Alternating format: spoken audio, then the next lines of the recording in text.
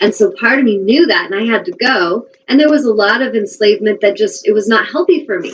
Yeah. But I remember times when I came into my new relationship that I'm now in with Ron now, my beloved. And there was a day that I got all these hateful text messages from my ex-husband, and I was pissed off. And I'm going to say this to you for a reason, because we need to honor what we feel. Oh, and so yeah. I walk in, I see all these text messages, and I'm just like, fuck, I was so pissed. So pissed. And I'm not going to deny that, because I think that's what's not healthy with us as humans is if you're as a woman raised to believe you're not allowed to ever feel anger, you're going to suppress that. And it's going to actually blow like a freaking Mount St. Helens volcano, and that's not going to be healthy. So if you feel anger, if you feel frustration, honor that. Let yourself express that. But then you want to swiftly shift out of it. So in the workshop yesterday, I was kind of giving them a demo of what that looks like. So here's Tanya. I walk in the house. I'm like, God damn it. Like, why is he such a hateful person? I've been nothing but nice to him. I'm like, fuck. And I'm angry. And so I'm venting that. And then I put my phone down. And I just let all that anger out. And then I looked at my husband now, and I was like, I love you. I am so grateful I have you. I am so grateful for our beautiful home. I am so grateful for the life I have now. I am so grateful for the honoring people that are in my life. I am so grateful for all the beautiful clients that Spirit brings to me. I am so grateful to make a difference and to help people learn how to live in a more aligned and loving way, with more courage. And I just start listing off my gratefulness, my gratitude list. And it was out loud. It's happening. And my family's just looking at me like, okay. And the reason I say that is that is powerful shifting. It's like you're taking the light switch and you were in anger and frustration and you had to feel that for a little bit. It came at you and you're like, ah, but then swiftly turn that dial up to higher aligned vibration. You want to go back to gratitude as fast as you can. The people I see struggling the most stay in that low vibration and they go sit in a dark room and energetically, I had a dream recently that I'm going to talk to you about connecting with the sign, but energetically when you're in depression and you're in fear and lack and you stay dwelling on what's wrong, you go put yourself in a room and shut the door, shut the blinds, and you're sitting in the dark by yourself. The light is still shining outside. There are still loving people all around you, but you're not letting them in. You are purposely yourself playing a victim role and you're putting yourself in that dark room, no matter what it is you're doing it with. So if you can feel what's scaring you, if you can honor what's scaring you, you can really look at it and really feel it and vibrationally release it. Then you can go right back to your gratitude, and that is going to do wonders. It's going to help heal your body. It's going to help heal your finances. It's going to help heal your relationships. Everything in your movie is going to get better when you put your focus back in that alignment. Better. So when we come back to signs, I had a dream that happened maybe I think it was like a week ago before my Empowering the Empath workshop that I had. And a lot of the women that I'm connected with, sometimes I dream of them, they dream of me because we're having soul connection. So this one night I have a dream of them. And one of the girls is in the other room with my daughter, and they're like drawing on the wall, I remember in the dream. And they were just having a good time drawing. And there was some dark energy trying to come through the door. And I was pushing my body against that door, holding this darkness back. And there was some of the girls that I care about in the group that were in this dark room, and they were just sitting there in the dark, like staring at the wall and in sadness. And I remember holding this darkness back that kept trying to push through. And as real as that darkness seemed to them, I was like, get back, you're not coming in. And I was yelling at the women in my dream. I was like, you need to wake up. You need to take back your power. Remember who you are. Remember the love and the light that you are. And then I woke up. Well, when I was going through and processing that dream, it's perfect. It made so much sense to the warrior I am, because I am working here for the angels as a messenger. And often my message is to wake you up, whoever you are. If your clients that are working with me, family in my movie, people I care about, I'm like, wake up, take back your power. You are so powerful. You have so much more power. And so that darkness is different for everybody. For some, it's their marriage is falling apart. For another, they're sick. For another, they've got, too much financial burden and debt. For others, they're being bullied and harassed. It's different darkness for everyone, but it's an illusion. And that illusion can seem so convincing at times, but it is an illusion. And if we're focusing on it too long, we start giving it energy. So let's see, what was the name of the movie I just watched? Tomorrowland. I went and saw that last week right after our show. And I highly recommend you guys go watch that movie. It was amazing. It made me cry. And I could so relate to her soul. Like this woman, this girl, she's a visionary. And she was like, I'm not going to focus on what's all around me, all the fear, all the terror, because I know that this could be a good place. I know that the world could be better. And so she was the visionary, and she had to fight like a warrior to remember what she was there to change and help with, because everyone around her had taken the drug of going into amnesia and feeling powerless. And I love how that movie talks about the media and how people basically, they see all the natural disasters, they see that the economy's bad, they see that there's drought, there's this storm coming. It's all being fed to them because it's basically poison, and that feeding of that mass media of fear is actually poisoning the masses into being afraid that there's nothing they can do. Why bother even trying to change things? Let's just go party, let's go get high, let's go get drunk and forget about it, because there's nothing we can do. And that is the problem, is that those of you watching are probably of a higher vibration if you're even tuning in, but think of the people in your world that are not tuning in and that are tuning out. They're getting numb, they're getting high, they're just partying, they're not loving themselves, they're not taking care of themselves.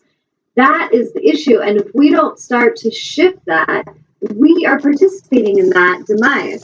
And so if you guys feel led to watch that movie, I highly encourage you to watch it. It's called Tomorrowland. But in that movie, I just so related to the message, and it came at a very divine time as far as that we have the power to take back what we came for, and that we are the visionaries of a different change, a different movie. So when I get frustrated with the world, I'll ask the angels, what do I do about this? And they'll help remind me of the visionary I am. And don't complain, Tanya. Don't be upset about the darkness. You came knowing it was going to be like this. That's why you came. You have to keep on focusing on that light and on that love, and you need to keep speaking your truth to whoever's listening. So don't be too frustrated if some don't listen, or some people treat you like crap. One day they say they love you. They come to you kind of like little groupies, and they want to hear a little of the spiritual wisdom you have, and then they're out looking for the next rock star. Don't take it personal, because that isn't about you. What we're here to do is we're here to create change, and we're here to bring heaven to earth. So if I have this inner burning desire for a world of honor and integrity and kindness and caring and respect, then I'm going to be that, even if I'm surrounded by people who don't have a clue of that, or that they just don't honor that. And it's not because what I believe in doesn't matter. It's just they've all been, brainwashed into thinking that it doesn't, and they're all in fear. So we have to take back our power so that we can embody that light, and we can show others and lead others in the way. We can lead the way through our alignment. So a lot of our looking for the universal signs is going to be so important to these way showers, because you need to be more connected to your source than to humanity. That has been my lesson in my life, is if I was connected to humanity, I would be screwed. I'm not even joking, because humanity often is insane. And when I look at society's way and how, even I think of when I do soul coaching, I'm not a salesy person. If I feel something I can do will genuinely help a person, I'll say, hey, I can help you. If you want that help, come see me. If you have the time, the energy, the money, and the desire, I am here to help you. But if you want to be a victim, or you want to say there's not enough time, and you want to make excuses, and you want to just, continue in your story of lack, then I'm not the person for you. So you can go somewhere else, and I'm not going to take that personally. But we have to start being in our alignment where we love ourselves enough to actually speak our truth and hold our vision for what we're here to bring to the planet. And if people around us aren't honoring that, this is when sometimes Spirit is encouraging us to let things go and let some friendships go. Let some of the people that we once maybe spent a lot of time with, let them fall away if they're not for your highest good. And so we'll know what highest good feels like because it will feel good. It will feel honoring. It will feel loving. If it feels enslaving, if it feels like someone's not really honoring you and they're disrespecting you, or they're just ashamed of you, they're rejecting or abandoning you, whatever that energy is, that's just a sign that it's time for you to move on and that spirit is encouraging your expansion. So I'm going to take a pause because I was going for a solid half hour. Is there any questions or comments coming in? There is one comment from Cindy, and she's saying it was a great workshop yesterday. I am so excited to see the things on my vision board manifest. It's an exciting time to create. Yes, indeed. And yes, Cindy is one of those clients that I'm like, angels, send me 100 more beautiful souls like Cindy, because she is the epitome of what I'm talking about. There are certain clients that I have let go of that just, they constantly were wanting to just take from me. They wouldn't value my time or what I'm doing. And I'm like, I don't need to explain stuff to you. If you don't really value this, then you're just not supposed to work with me.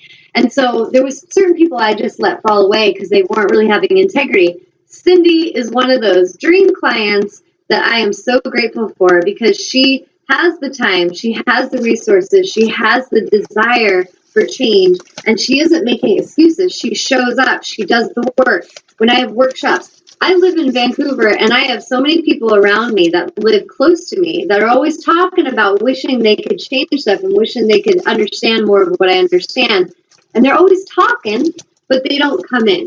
And then I have someone like Cindy who Skypes in remotely, and she does workshops with me, meditations with me. She's awesome. And so I want to give a big energetic high five to souls like Cindy, because she is going to make her dreams come true because she focuses on that. She focuses and she cares about that.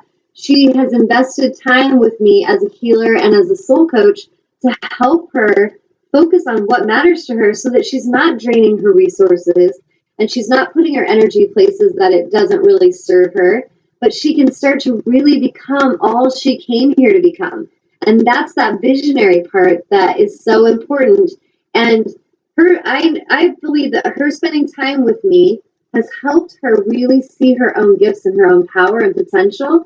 And if she would have just spent time with who she was used to, she would just be the same. And I'll let her comment on that if she wants to. But I feel this is what I'm talking about.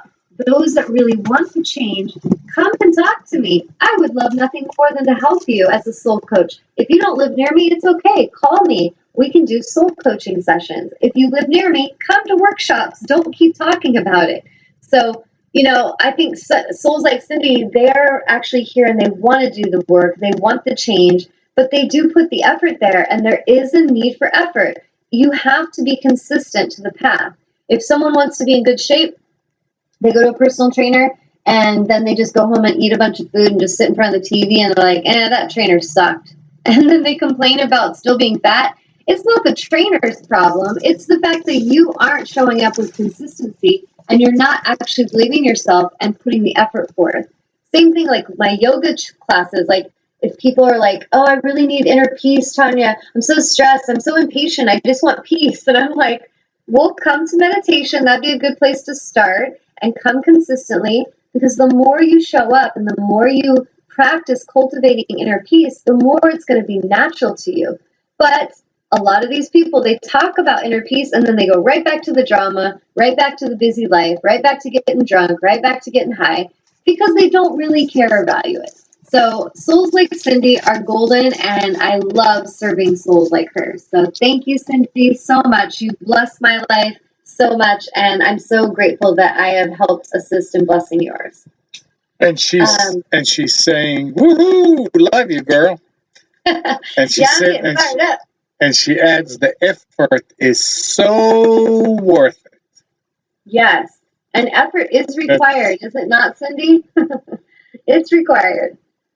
So right before the show, I was meditating, and well, I'm going to kind of backtrack because I could tell you so many ways the universe speaks in science because it happens to me every single day. But earlier today, I was on a walk in nature with my daughter and my dog, and it was just beautiful. It was so cloudy, and I love the North